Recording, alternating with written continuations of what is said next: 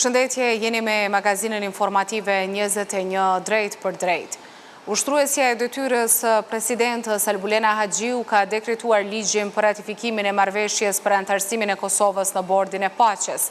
Në mesin e ligjeve të dekretuara nga Haxhiu ishte edhe ai për lojrat mesdhetare Prishtina 2030.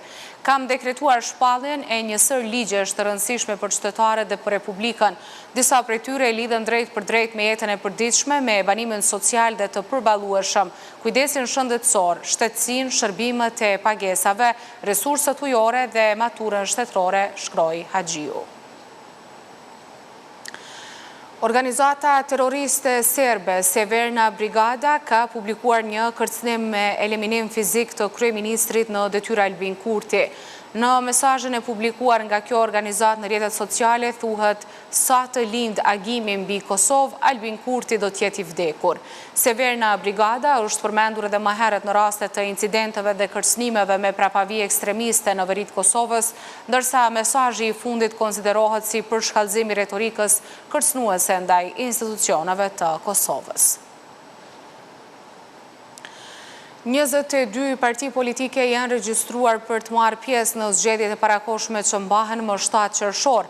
KQZ-ja ka njoftuar se deri në përfundim të afatit ka pranuar njoftimin për formimin e 3 koalicioneve të përbëra nga 9 parti politike, si dhe mos pjesëmarrje në zgjedhje nga 9 parti politike. Afati për regjistrim për pjesëmarrje ose mos pjesëmarrje dhe formim të koalicioneve në Komisionin Qendror të Zgjedhjeve është mbyllur mbrëm. Komisioni Qendror i Zgjedhjeve ka bërë të ditur se Aleanca Kosova e Re dhe Nisma Social-Demokrate nuk do të marrin pjesë në zgjedhjet e ardhshme në Kosovë. Sipas KQZ-s, partitë e tjera politike që kanë njoftuar mos pjesëmarrje në zgjedhje janë Partia Demokratike e Unitetit, Balli Kombëtar i Kosovës, Lëvizja Qytetare Vatra, Bashkimi për Ndryshim Ana Morava, Partia e Drejtësisë, Srpski Narodni Pokret dhe Partia Reforma Demokratike. Lëvizja Vetëvendosje do të hyjë garës së qershorit në koalicion me partitë të tjera më të vogla përfshirë Guxo, Alternativa dhe Partinë Shqiptare Demokristiane. Në njoftimin e partisë Guxo thuhet se bashkimi i tyre s'është i përkohshëm për qëndrim politik i vendosur për qeverisur me përgjegjësi. Sot u vulos vazhdimi i një rruge të përbashkët politike. Partia Guxo, Lëvizja Vetëvendosje, Partia Alternativa dhe Partia Shqiptare Demokristiane nënshkruan marrëveshjen e koalicionit si angazhim i qartë përpara qytetarëve të Republikës së Kosovës, thuhet në njoftim. Kryetari i Nismës, Fatmir Lima, i ka dërguar letër kreut të PDK-s Bedri Hamza që partia e tij të jetë pjesë e listës së kësaj partie për të garuar në zgjedhjet e 7 qershorit. Në letër, Lima i ka shprehur gatishmërinë për bashkëpunim dhe bashkim politik në funksion të krijimit të një alternative të fuqishme dhe përfaqësuese për qytetarët e Kosovës. Ne besojmë se një bashkim i tillë nuk përfaqëson vetëm një marrëveshje politike apo elektorale, por edhe një frym të bashkëpunimit ndërmjet njerëzve dhe strukturave që për vite të tëra kanë ndarë ideale, sakrificë dhe vizion të përbashkët për Kosovën. Në këtë frym dëshirojmë të theksojmë se angazhimi ynë nuk udhëhiqet nga kërkesat veçanta politike apo organizative, por nga bindja se bashkimi dhe koordinimi potencialit opozitar është në interes të Kosovës dhe qytetarëve të saj, thuhet në shkresën që ka shkuar te PDK-ja.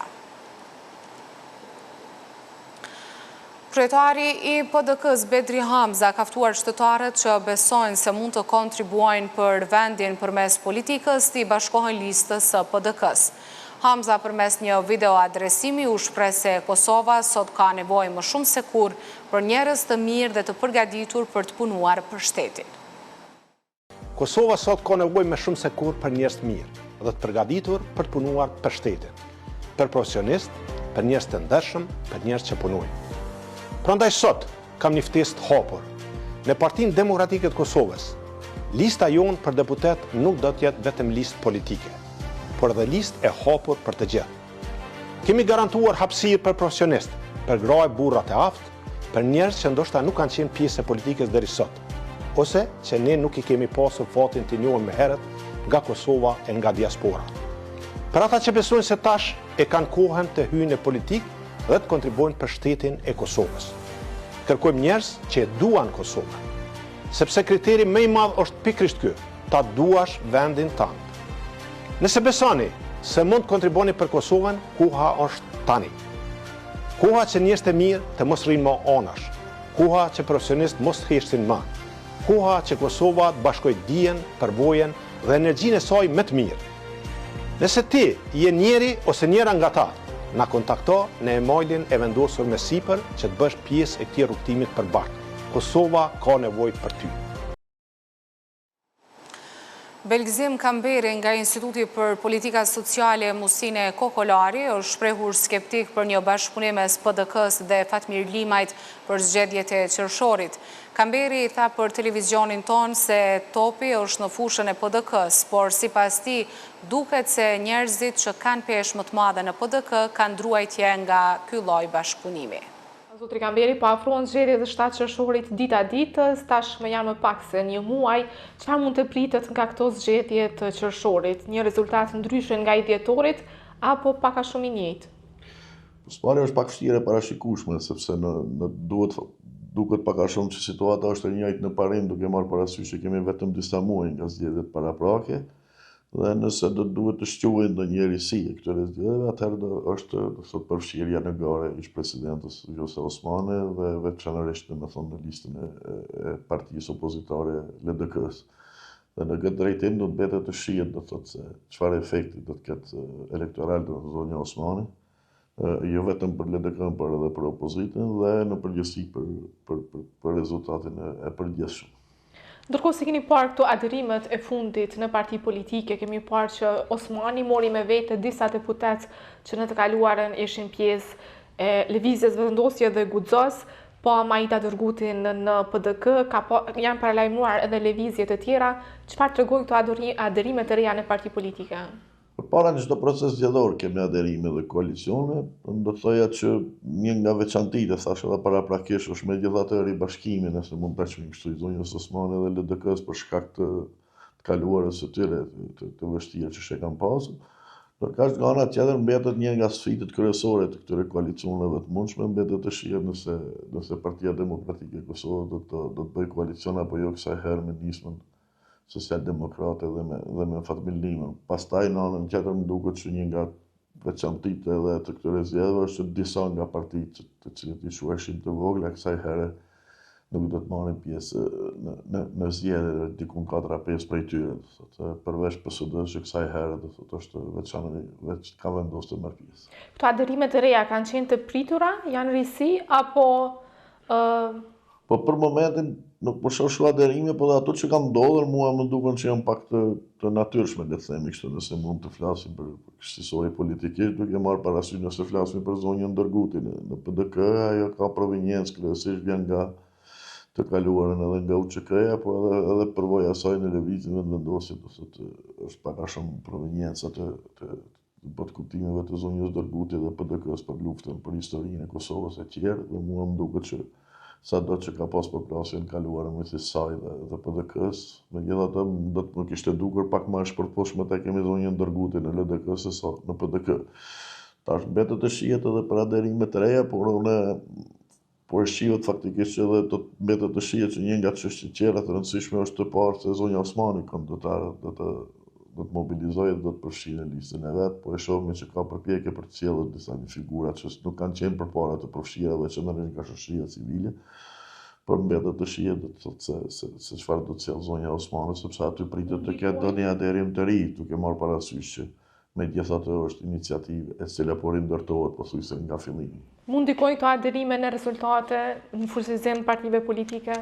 Po tash varet se adherimet nganjëherë kanë një farë lloj ndikime elektoralisht, nganjëherë kanë ndikime edhe në vetë konceptin edhe organizimin e partisë, tash varet për çka po flasim, apo flasim faktikisht për adherimet të cilët mendojnë që të sjellin vetëm vota, apo flasim realisht edhe për adherimet të cilët pak a shumë ideja është edhe që në një të ardhme më të afërt të ndikojnë në ristrukturimet e partive, qoftë kuptimin konceptual, qoftë kuptimin organizativ. Po ajo që po shohim për momentin është që thashëm përveç zonjës Osmani nuk po shoh shumë risi në këtë proces zgjedhor. Ndërkohë, si e keni parë këtë bashkimin e Osmanit me LDK-n, të shtunën pritet zyrtarizimi i këtij bashkimi, bashkëpunimi?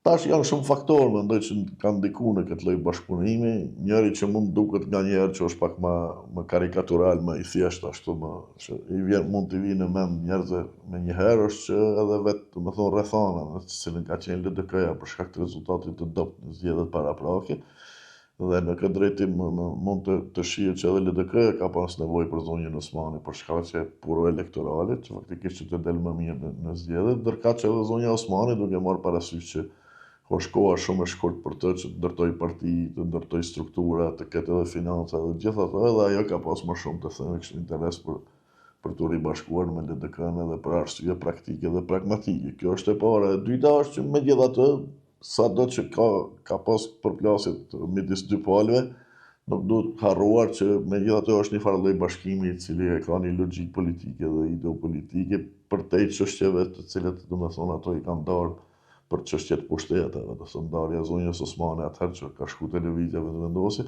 Megjithatë kemi të bëjmë me dy grupacione politike që e kanë një farë lloj nënshtrati ideologjik dhe politik të njëjtë, të ngjashëm. Dhe në këtë drejtim unë nuk po shoh shumë divergjenca në këtë drejtim dhe shumë çuditëres.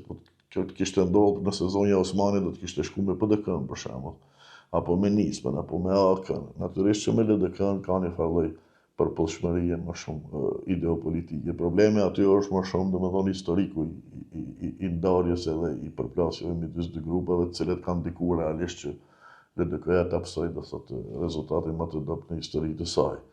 Dhe në këtë drejtim besoj që është më shumë luftë personash, luftë pushtetesh, se sa që është, domethënë, dallime ideopolitike. E fuqizon LDK-n? Shkuarja Osmanit atje, bashkë me grupin e saj? Po logjika do të duhet ta fuqizonte, duke marrë parasysh që kemi të bëjmë me një ish-presidente e cila ka pas një popularitet, ka pas një përgjithshmëri nëpër anketa dhe sondazhe. Po tash nuk duhet me harru që edhe ka ndodhur disa zhvillime, në ndërkohë ka një kontekst, domethënë zonja Osmani ka qenë 5 vjet presidente e Republikës, domethënë ka probleme me elektoratin e LDK-s midis zonjës Osmani dhe elektoratit LDK-s dhe sot është vështirë të dihet se sa është pesha dhe veçanërisht çfarë sinergjie do ndërtoj, po thotë ky bashkëpunimi midis zonjës Osmani. Kështu që në parim do duhet ta fuqizonte, logjika do ta fuqizoj. Por bedo të shihet realisht se çka nën kupton ky fuqizim elektoral, domethënë. Kështu që po të mos ta fuqizonte elektoralisht, kjo do të kishte kuptim edhe logjik, po tash janë dy lexime. Një lexim i një pjesës së njerëzve mendojnë që ka me fuqizu shumë, domethënë në një situatë ku pak a shumë do ta rikthejë LDK në vitet 2019 atëherë. Kjo është versioni më optimist i njerëzve që të LDK-s, një version tjetër është që megjithatë efekti do të jetë më i vogël dhe rritja do të jetë më e vogël. Do të bëhet shihet, po parimisht ka logjik që megjithatë po flitet për një person i cili ka një karrierë, ka qenë popularizuar dhe ka qenë president e Republikës. E dobëson VV-n shkuarja e saj bashkë me anëtarët e tjerë ish deputetët që kanë qenë pjesë e VV-s? Natyrisht, sepse domethënë rikthimi i zonjës Osmani në LDK realisht nuk është që mund të ndikojë në elektoratin e PDK-s apo të AK-s, themi kështu të partitë e luftës. Është elektorat, nëse e shifme që gati edhe të vitet e fundit elektorati në Kosovë ka notuar midis vetëvendosjes dhe LDK-s. Sa herë është zvoglu LDK-ja është rrit vetëvendosja apo anasjelltash, le ta themi kështu, edhe kryesisht e dy parti tjera më të mëdha AK PDK nuk ka pas shumë lëvizje dhe ky elektorat nuk është që qarkullon midis tyre. Dhe kësaj vjen që nëse kemi rritje të listës LDK ose Osmani, atëherë nëse të vazhdon ky trend, atë do të kuptonte që rritja e kësaj liste do të kuptonte ulje e listës tjetër në këtë rast vetëvendosjes. Përmend më parë edhe çështjen e Limajt. Nga përfaqësues të PDK-s kanë lënë të hapur mundësinë për një bashkëpunim. Ndonë se Nisma u deklarua në KQZ se nuk do të marrë pjesë në zgjedhje. Mund të pritet një bashkim i tillë dhe a do të ishte në të mirë të PDK-s një bashkim i tillë me Limajin? Më para është duket që PDK ka bloqe të ndryshme apo mendime të ndryshme për përfshirjen për bashkëpunim me zotin Limaj. Nuk duket që ka kohezion edhe unanimitet qoftë pro apo kundër, por siç duket disa janë pro, disa janë kundër. Por duket e vështirë për momentin që të ketë nuk më duket që kemi më përfunduar në një bashkëpunim të këtij, sepse siç duket thotë njerëz të cilët kanë më shumë të peshë aktualisht në PDK kanë druajtje të ketë një lloj bashkëpunimi të këtij. Dhe mendoj që zoti Limaj ka bërë mirë që në njërën anë ka thonë që unë nuk dalë vetë në zgjedhje, por jam i gatshëm të bashkëpunoj me PDK-n apo të hi në listën e PDK dhe kësaj mua më duket që aja ka jellë topin PDK-s. Sepse në këtë drejtim zoti Limaj ka tregu faktikisht që do thotë ai po e bën një farhapje dhe është i gatshëm që të tërhiqet nga gara edhe qoftë edhe si të vetme dhe e ka hull topin në fushën e PDK duke thonë që unë nuk marr pjesë vetëm dhe nuk në kuptimin e asaj që nuk do ta dëmtoj PDK-n elektoralisht nëse ju nuk më merrni mua. Dhe kësaj mendoj që zoti Limaj ka luajtur taktikisht një lëvizje që duket më konstruktive se sa PDK-ja dhe tash topi në fushën e PDK-s të cilët duhet vendos. Pastaj në anën tjetër mendoj që edhe PDK-ja është pak në një lloj presioni sepse sjellja e LDK-s edhe zoti Tavdixhiku në raport me zonjën Osmani që duket një sjellje në parim kështu konstruktive, unë po dëshiroj me bu koalicione mua asi, e vën një farë lloj presionit e PDK-ja sepse natyrisht që tash ka me pas edhe elektorat edhe njerëz që PDK-s ka me thonë kur ka mujt Lëmira Abdixhiku me marr Vjosa Osmani pse ju s'mund ta merrni Fatmilimin, po du më thjesht zoj. Dhe kësaj do thotë vët një farë presioni më i madh ndaj PDK-s e cila më rrezikon të duket pak si parti më e mbyllur, e cila nuk ka shumë gatishmëri me ndërtu koalicione dhe bashkëpunime, sepse është duke u kriju një farë fryme, jo vetëm me LDK-n, por sot e pam zotin Kurti, i cili domethënë thoshte që po bën koalicion me 3 parti qera, që jemi 4 parti, që jemi të hapur. Kësaj PDK-ja vihet pak në një lloj presioni të duket pak si konservatore, si parti izolacioniste, e cila mbyllet në veten e vet dhe nuk dëshiron të bëj koalicione me parti tjera, veçanërisht me një nga themeluesit e vet, Fatmir Limaj, i cili e ka një simpati edhe të një pjesë elektoratit të PDK-s dhe strukturave të PDK-s. Ish ambasadori i Kosovës në Gjermani, Skënder Xhakaliu, tha për Radio Televizionin 21 se interesimi i madh i subjekteve politike për votën e diasporës po bëhet si shkak i numrit të lartë të shtetazëve të Kosovës, që jetojnë në shtete të ndryshme të botës. Xhakaliu tha se diaspora e Kosovës duhet përfshihet në procese të tilla, pasi që sipas tij ajo ka luajtur një rol të madh në zhvillimin e Kosovës. Ai foli edhe për nevojën që Kosova të përmirësoj kushtet në mënyrë që diaspora të luajë rol edhe më të madh në zhvillimin ekonomik të vendit. Ambasador Xhakaliu, thirrjet e partive politike për diasporën, pse mendoni se ka kaq interesim partijak për votën e diasporës? Atëherë duke parë numrin e madh të diasporës apo të bashkëdhetarëve të cilët jetojnë dhe veprojnë në diasporë, natyrisht që edhe partitë politike kanë interesim që të kenë çelësje në votën e diasporës. Kjo është parë natyrisht edhe në zgjedhjet e kaluara, se votat e diasporës kanë ndikim dhe natyrisht numri i votuesve është jashtëzakonisht i lartë, të cilët kanë shprehur interesim edhe në votimet e kaluara që të marrin pjesë. Roli i diasporës në zgjedhje unë mendoj që është mjaft i rëndësishëm dhe mund të shihet nga disa këndvështrime. Natyrisht pjesëmarrja në procesin e votimit demokratik, diaspora ka të drejtë të votojë në zgjedhjet e vendit të origjinës. Kjo pjesëmarrje ndihmon në rritjen e legitimitetit të zgjedhjeve dhe natyrisht jep një zë qytetarëve që jetojnë jashtë vendit. A është të përçarë diaspora për shkak të interesave të brendshme politike në Kosovë? Unë besoj se jo, me që jam pjesë e diasporës, jam rritë në diasporë dhe besoj që mund ta kuptoj rolin e diasporës.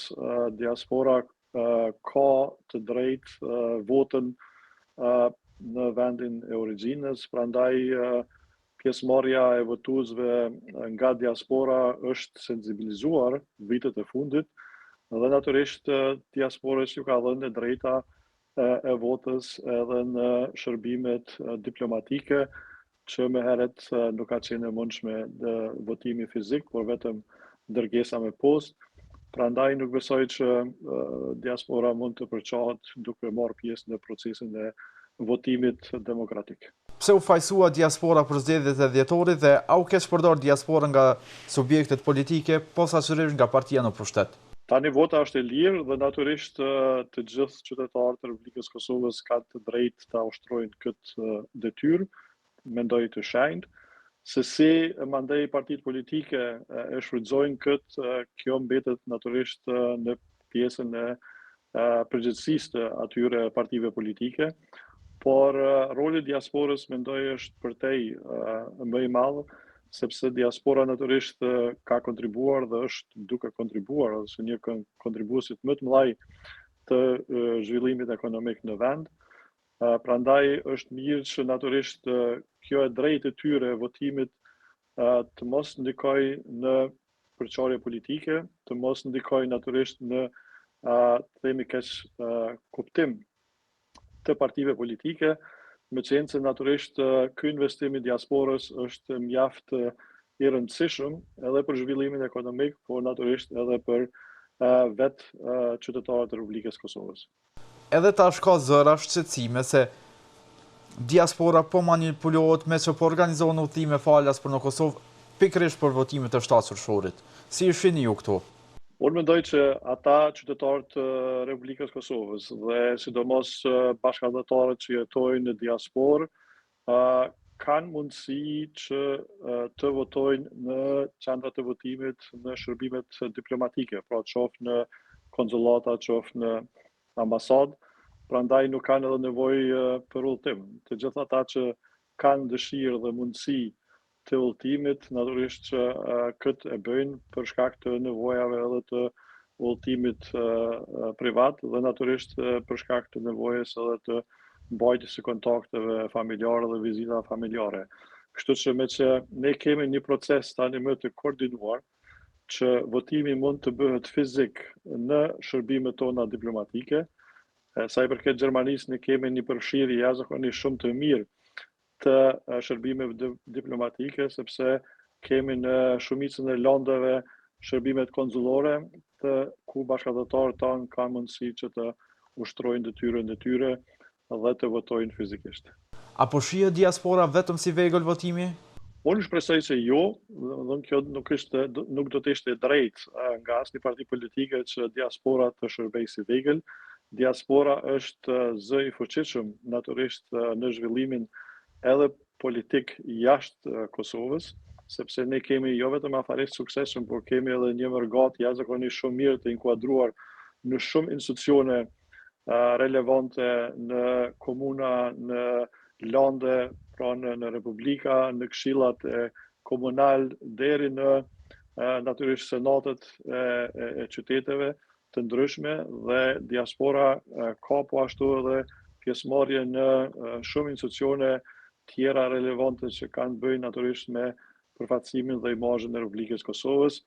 Prandaj nuk do të ishte as pak drejt që kjo të politizohet. Diaspora është një fuqi ekonomike, duhet të shihet si potencial i madh i zhvillimit ekonomik, duhet të ofrohen kushte jashtëzakonisht të favorshme për diasporën në investime në vendet e tyre.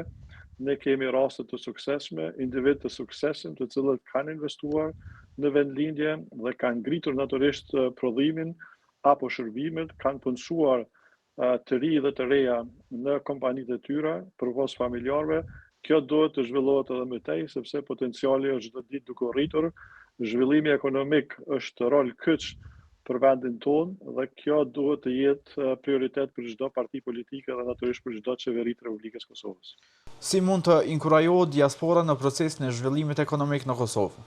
Qeveria duhet të ketë program të qartë, investues duhet të prezantojë projekte konkrete për diasporën ose mundësinë e zhvillimit të projekteve konkrete për diasporën, për të investuar në projekte më madhore se sa në projektet e banimit.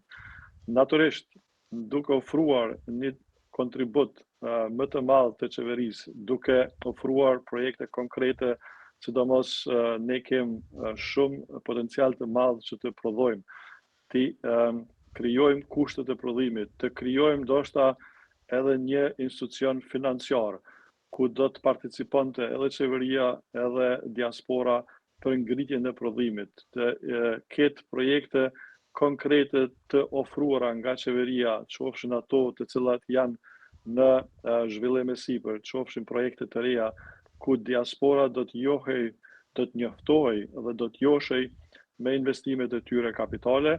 Deri me tani kemi pas disa përfaqësime nga Ministria e Tregtisë dhe Industrisë në diasporë, kemi pjesëmarrjet panajireve, ku kemi kompani të suksesshme nga Kosova, por kjo nuk mjafton.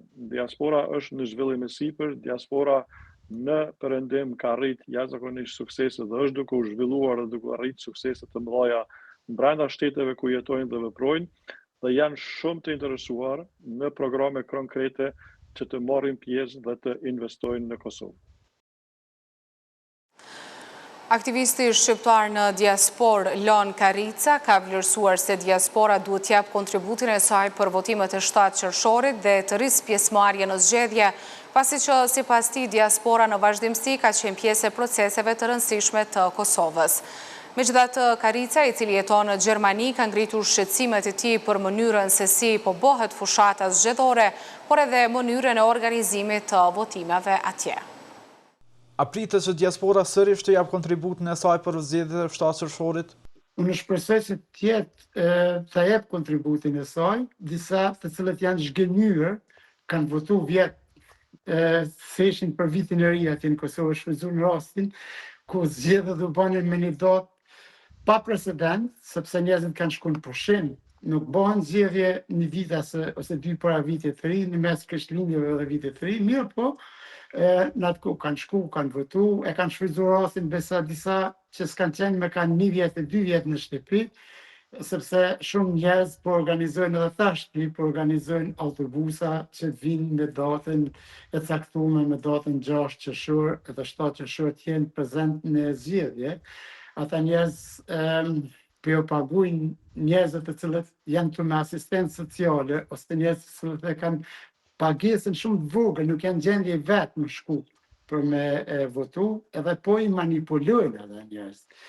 Kisha apelu se gjithë ata mos binë prej manipulimeve të njerëzve të dyshim, sepse njeri do të me votu me zemër edhe për zhvillimin ekonomik, për programe, e jo për lider ose për parti. Pra, po më thoni që diaspora ka oferta që të vi falas në Kosovë? Po, ofertat janë dalë edhe videot, janë dalë edhe telefonatat, ofertat janë shumë të mëdha nga njerëz të pushtetit aktual, të cilët jetojnë në Stuttgart, të cilët jetojnë në Hamburg, të cilët jetojnë në München. Edhe ajo është shihet e qartë, nuk është mirë që njerëzit ta shfrytëzojnë për shembull rastin pse ju paguhet një bilet, pse nuk janë gjendje vetë me paguat bilet për më shku, për shembull me vizitu familjen e vet, me shit votën. Kjo është për mua një shitje e votës. Kjo është për mua një manipulim. Diaspora duhet me dhënë kontributin e vet, po jo të imponuar. Se tek e fundit, mu nuk kam dëshirë që diaspora të bëjë ndryshimin ose të mbaj pushtetin aktual në zot, për arsye sepse ky pushtet për 5 vjet asgjë nuk boni për diasporën. Kryeministri ynë boni apel dje që diaspora të votoj, po ashtu ushtrusja e detyrës e cila fatkeqësisht gjendet në atë karrika aty, ose aksidentalisht gjendet në atë karrika aty, bën apel që diaspora prapë të votoj. Një po çka bënin këta për diasporën që 5 vite në pushtet, kur kush nuk e vizitoi diasporën, kur kush nuk u interesu për hallet e tyre. Pse tash diaspora prapë marrin mi votu ata? Unë për vete kur nuk do të kisha votuar njerëz të cilët një herë kanë dështuar. Diaspora u tha se ishte faktor kyç në rezultatin e 28 dhjetorit. Pati zëra dhe u ngritën shqetësime se njerëzit që nuk jetojnë në Kosovë po përcaktojnë fatin e saj. Si po e shihni ju këtë situatë dhe cili është mendimi juaj për këtë çështje? Tash në rregull që fatin e Kosovës ta përcaktojnë njerëzit të cilët jetojnë në Kosovë, sepse njerëzit të cilët jetojnë në Kosovë, ata janë të ballafaquar me çdo gjë. Në problemi juaj primor është sepse njerëzit në Kosovë e dhajnë votën, edhe atje shitin votat, nuk është vetëm se diaspora i shet votat, po edhe ata i shitin votat, sepse mas pak si diaspora ka nevojë për para, se thënë. E mirë po, fatin e Kosovës duhet me përcaktu njerëzit që jetojnë në Kosovë, sepse ata ballafaqohen për çdo ditë me jetën reale në Kosovë. Unë për vete kur vin në Kosovë për një javë ditë e shoh sepse atje ka shtetime më të mëdha se sa në Gjermani. gjë është ma shtajnë se sa në Gjermani, mirë po, unë jam një vit e përballoj gjithsesi. Ndërsa njerëzit që ballafaqohen për ditë me jetën reale atje, ata duhet më konë përcaktues të fatit. Çka unë kam dëshirë, si për diasporën që votojnë, si për njerëzit e Kosovës që votojnë, që të kërkojnë përgjegjësi. Pavarësisht cila parti fiton, të kërkojnë përgjegjësi nga njeri, i cili e merr votën time. Këtu është, unë jam aktiv dhe në jetën politike këtu në Gjermani, pak a shumë, i përcjellit trendet, mirë po mu nuk më vjen marrë që kryeministit ose kancelarët të Bundestagit Gjerman ti kërkojnë llogari nëse ai ka premtuar diçka dhe nuk e ka realizuar. I dërgoj letër, kena ndodhur që një grup shokëve, për shembull para 3 vjetëve, i kena dërguar letër ministrit të shëndetësisë ka ardhur këtu në spitalin ku punoj, unë na ka vizitu. Për shkak të letrës tonë të cilët ja kena dërguar sepse disa punë nuk kanë shku ashtu siç ai e ka paramenduar. E këtu janë të gjona shqiptarët duhet me qenë shumë vetëdijshëm, bili kësaj radhe kanë ta votojnë. Kësaj radhe duhet me votu programet, kësaj radhe duhet me votu jo premtimet, po me vërtet ofertat të cilat janë shku me letër. Edhe duhet për me i kërku nesër mas nesër pavarësisht se kush e merr vendin e parë, së dytën, së tretin, përgjegjësinë nga ta që të kenë pak ma shumë ndjeshmëri për shtetin, e jo për pushtetin. E shifet sot në Kosovë qartë, çdo njeri që është normal e sheh se kush është të luftu për shtet e kush është të luftu për pushtet. Që është mendimi im, po megjithatë njerëzit e kanë atë euforinë e vet, jo lideri, është lideri. Sado që lideri të jetë i mirë, i meqëm, i Zotit, nëse nuk ka ekip menaxhues, nëse nuk ka njerëz që mund me drejtu ministri të caktuar, ai do të dështoj. Unë kam dëshirë që Kosovën ta shoh zhvilluar, nuk më intereson kush është kryeminist, kush është kryetari i parlamentit ose kush është president. Më intereson që ai që është president, ai që është kryeminist punoj për popullin i cili jeton në Kosovë. E jo populli të jetë gjithmonë me asistencë sociale, të jetë i varur nga diaspora, sa pi dërgon remitanca, po populli edhe Kosova i nevojitet investime kapitale nga diaspora edhe nga shtetet e fuqishme siç është Gjermania, Amerika edhe vendet të tjera evropiane, si edhe Japonia.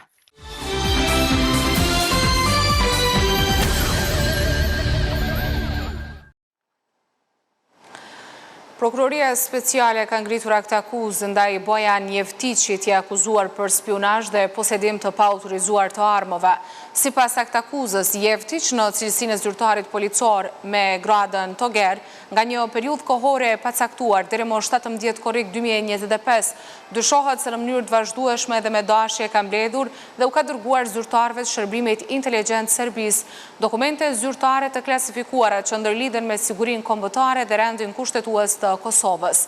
Jevtiq ishte arrestuar më 17 korrik 2025 pas aksionit nga Prokuroria Speciale në koordinim me AKI dhe Inspektoratin Policor, në ndryshimin se ja mundsoi Agjencisë së Serbisë për Inteligjencë qasjen në kompjuterin zyrtar të Policisë së Kosovës. Në gjykatën themelore në Prishtinë sot ka nisur rigjykimi ndaj të akuzuarit për krime lufte Çedomir Aksiq.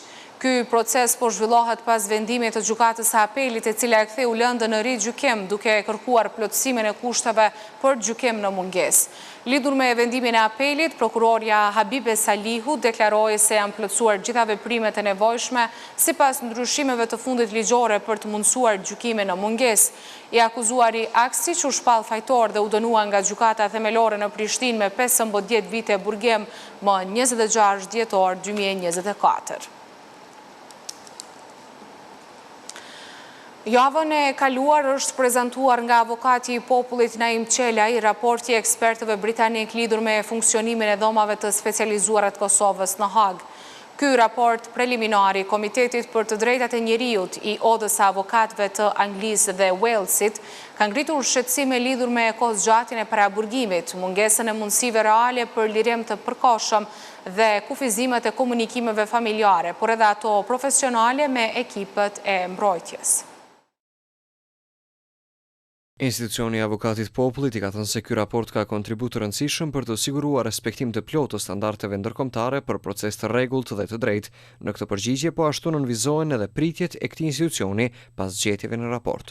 Pritjet tona janë që gjetjet dhe vlerësimet e paraqitura të shërbejnë si një bazë e dobishme për reflektim të mëtejmë dhe për një dialog konstruktiv ndërmjet të gjithë akterëve përkatës, me qëllim avancimin e mëtejshëm të praktikave dhe garancive procedurale në kuadër të dhomave të specializuara të Kosovës. Sa i përket efektit të raportit, mbetet e rëndësishme që ai të trajtohet me vëmendjen e duhur dhe në frymën e bashkëpunimit institucional. Zëdhënësia e dhomave të specializuara të Kosovës, Angelina Griep, thotë se ky raport nuk do të ketë ndikim në vendimarrje apo funksionim. Dëshiroj ta shfrytëzoj këtë rast për të sqaruar se ndryshe nga raportimet e fundit në media të Kosovës, raporti i BRC-s nuk përmban asnjë konstatim se ndonjë vendim i gjyqtarëve të dhomave të specializuara ka shkelur të drejtat e njeriut të ndonjë të akuzuari dhe as nuk përfundon se jurisprudenca e dhomave të specializuara shkel apo mbien ndesh me praktika gjyqësore të Gjykatës Evropiane për të drejtat e njeriut apo të ndonjë tribunali ndërkombëtar ad hoc. Raporti i BRC-s po ashtu konstaton se vendimet mbi paraburgimin kanë shkelur ndonjë konvent për të drejtat e njeriut. Hulumtuesja e Tribunalit të Hagës për ish-Jugosllavin, Nevenka Trump, thotë se raporti ngre shumë çështje ligjore, por flet edhe për rëndësinë e transparencës gjatë procesit gjyqësor.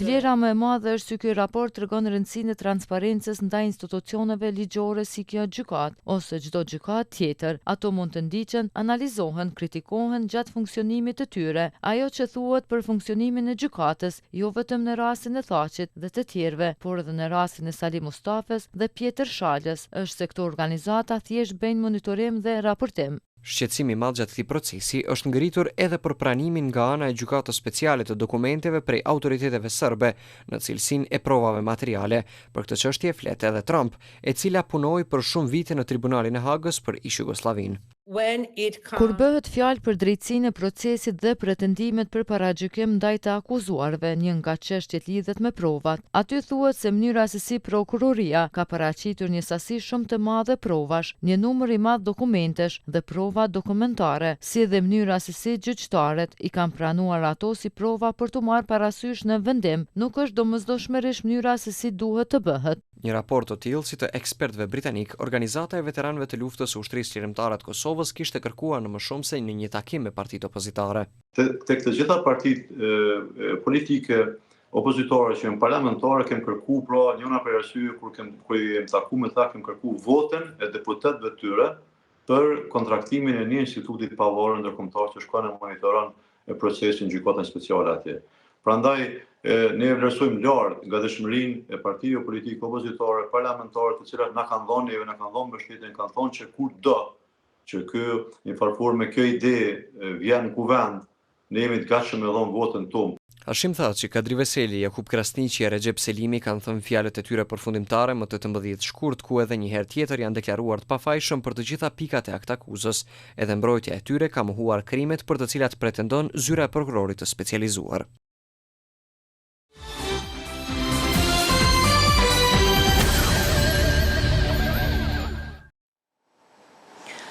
Gjendja e nënkalimeve dhe mbikalimeve në Prishtinë mbetet një problem shqetësues për qytetarët. Mungesa e mirëmbajtjes së ndriçimit dhe pasiguria janë elemente që i bën ato të papërdorshme për qytetarët. Komuna thotë se nuk është përgjegjësi e tyre, kurse ndërmarrja publike banesore nuk ka njohuri se është përgjegjësi e tyre. Nënkalimet dhe mbikalimet janë në gjendje të tmirrueshme, pothuajse që nga ndërtimi i tyre nuk janë mirëmbajtur fare. Papastërtia dhe mungesa e ndriçimit ka bërë që qytetarët të mos t'i përdorin, por të kalojnë rrugë të tjera duke rrezikuar jetën e tyre. Kjo situatë kërkon ndërhyrje urgjente nga institucionet përgjegjëse.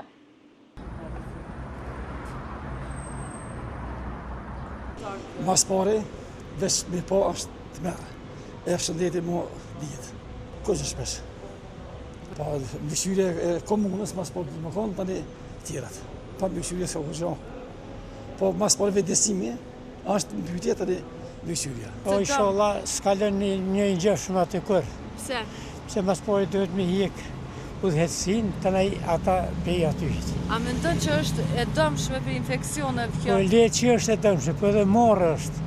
Morë nuk di çka me fol, ti s'di çka me fol. Po komuna se ka të nort nuk i përcjellin këtë gjendje.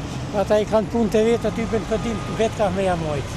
Ku më kalua bre, krejt aty e kanë po WC. S'ka dhe kur. A mendon që është rrezikshme ajo për me marrë në infekcion? Kështë rëzik që merë, tuli për infekcion, tuli për smuja merë. Ka faj komuna, e ka marrua dhe kalon qështu.